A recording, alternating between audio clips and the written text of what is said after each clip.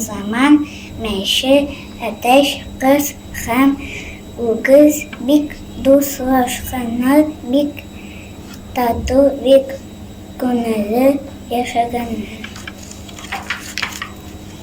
Kız jitken meşe işi başlagan şuna göre o ateşke sakınar jide eti i sağlık yedigen ateş nige o i min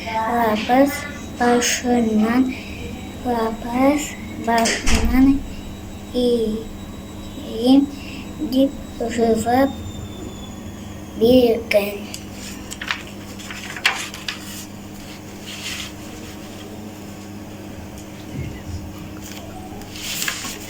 Şundan son meçem kas yanından barkan kas duskay salkınar başlana bit eyde üy sağlık kas min işek